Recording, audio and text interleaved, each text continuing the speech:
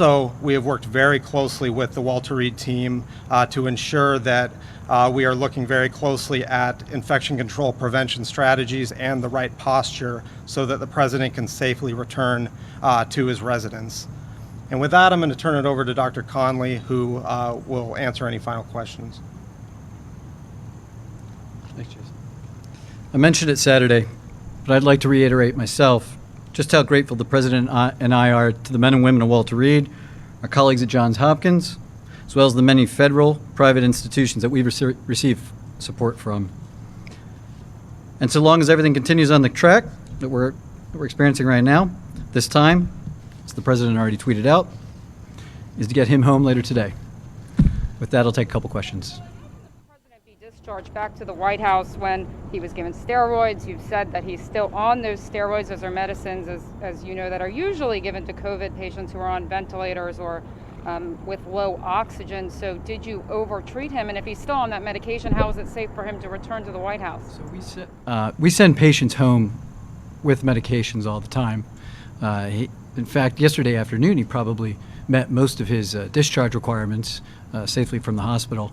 And he's returning to a facility, the White House Medical Unit, that's staffed 24/7, top-notch physicians, nurses, PAs, logisticians, and the unit here, the team here behind me is going to continue to support us in that nature. Yes? What infection control measures are you taking? And how was it safe for him to drive around in a cloth mask yesterday? And how is it safe for him now to return to the White House where there have been so many cases? How's any of this safe? So the President has been surrounded by medical and security staff for days wearing full PPE. And yesterday, the U.S. Secret Service agents were in that same level of PPE for a very short period of time. We've worked with our infectious disease experts to make some recommendations for how to keep everything safe down at the White House for the President and those around him. We're looking at where he's going to be able to carry out his duties, office space, and I'll just say that it's in line with everything we've been doing upstairs for the last several days. Can you tell us, please, on testing, can you tell us when he had his last negative test? Was it Thursday? Was it Wednesday? Do you remember when he had his last negative test? I don't want to go backwards. Contact tracing for people who are around him to know I understand. when The contact tracing, as I understand it, is being done. I'm not involved with that. So. Why did you begin the recommendation that he leave, or was this something he pushed for? No. So we try to get patients home and out of the hospital as quickly as is safe and reasonable. Every day a patient stays in the hospital unnecessarily is a risk to themselves. And right now there's nothing that's being done upstairs here that we can't safely conduct down home. You said that 7 to 10 days was a window that you'd be concerned about. I don't think we're there yet. So do you have concerns about potential worsening or reversal, and what are your plans for addressing that if it were to happen? You're absolutely right. And that's why we all remain cautiously optimistic and on guard because we're in a bit of uncharted territory when it comes to a patient that received the therapies he has so early in the course. So we're looking to this weekend. If we can get through to Monday with him remaining the same or improving, better yet, then we will all take that final deep sigh of relief. But as I said, 24/7 world-class medical care surrounding him down there. We're not going to miss anything that we would have caught up here.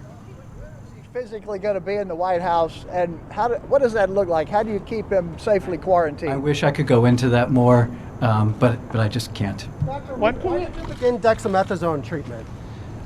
So that has something to do. Yesterday we talked about that, the several little temporary drops in his oxygen, and we had discussed that as a team and elected to start it early in case that persisted or worsened. The potential risks and side effects we all discussed.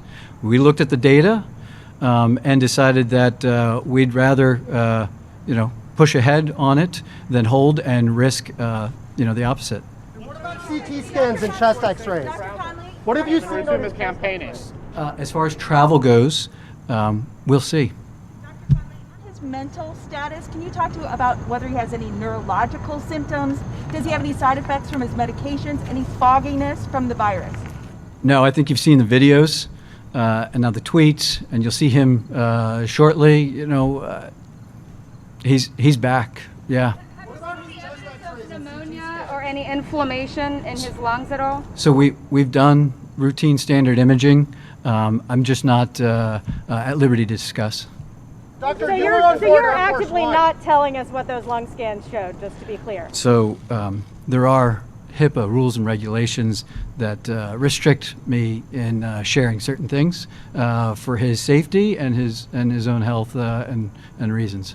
Share how many times, you said his oxygen dropped several times. Can you share how many times he was on oxygen? You said you checked with the nursing staff yesterday? Yes. So he the 2 episodes like we talked about yesterday, and both times that he received a little bit of oxygen and recovered immediately.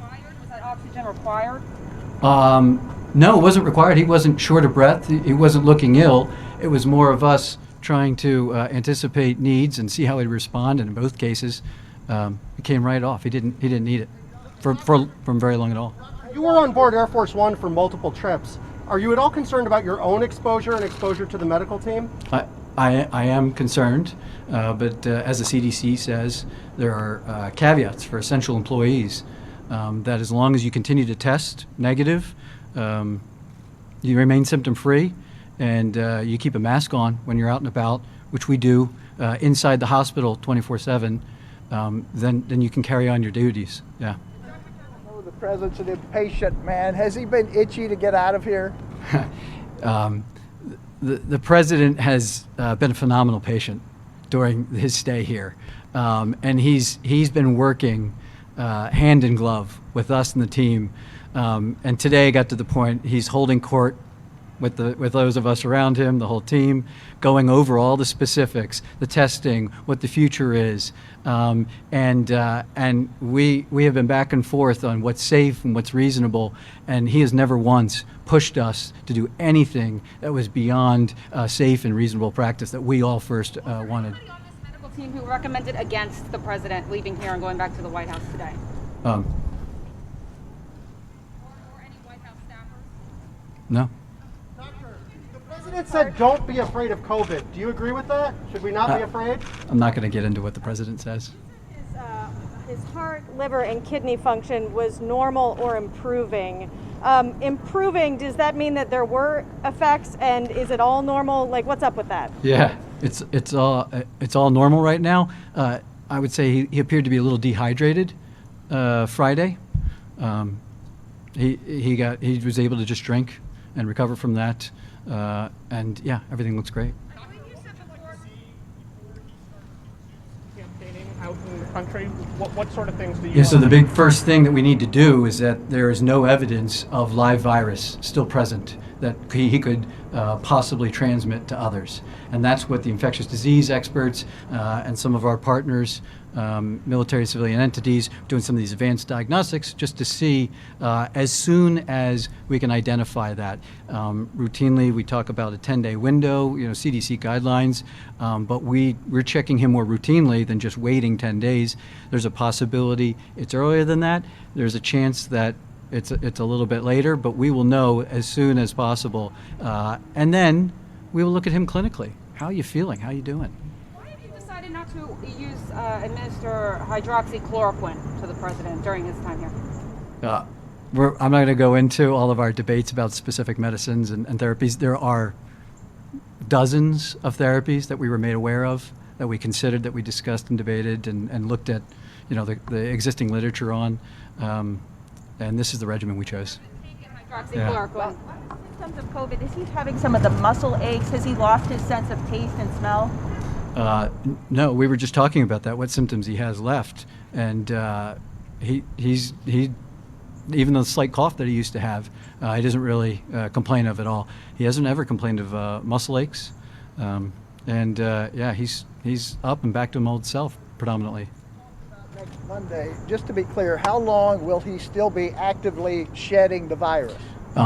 So this morning, I believe there was even an accounting by Dr. Fauci referencing a 5-day the first 5 days of illness, that people are most likely to shed live virus.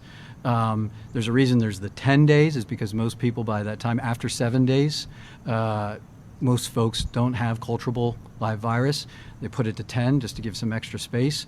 It's never 100%, between everybody. So we'll see. I'm not going to put a specific number, but we look at that window is all I say. Will the president be confined to his residence, or will he be allowed to return to the Oval Office? We're going to do whatever it takes for the president to safely conduct business wherever it is he needs to do within the residence and White House. And is he on blood thinners? And also, have you been giving him Tylenol, Advil, anything Oh, to that bring came his up. fever I would down? like to say he has not been on any fever-reducing medications for over 72 hours. Yeah, he's on a routine regimen of COVID therapy. I'm not going to go into specifics as to what he is and is not on, but. You said in the read this here that the president had a mild cough, some nasal congestion, and fatigue on Thursday. Now, back to my colleague Jen Jacobs' questionnaire. The reason knowing when the president's last negative test is important. For that reason, your words, what you said, and also for the contact tracing. But would you recommend it that, given those symptoms, that the president go to that Bedminster fundraiser? It's not up to me necessarily, the president's schedule, but I would say that it wasn't until after he returned that we really sat down, then knowing the news of the day, that we really dove into how are you feeling, what's going on. Those were the symptoms he was experiencing on Thursday. I'm not going to get into operations. When was his last negative test, and what was his viral load? I know everyone wants that. Yeah, I don't have his viral load. Those are some of the diagnostics that we're sending out that will really tell us when it's safe for him to get back out and around people. The last negative test was. Any abnormal tests? Were any of his lab tests abnormal? I'm not. Again, HIPAA kind of precludes me from going into too much depth and things that I'm not at liberty or doesn't wish to be discussed. At some future point, maybe, but today, sorry. I think that's it. Yeah. Thank you, guys. Thank you. Thank you. Thank you.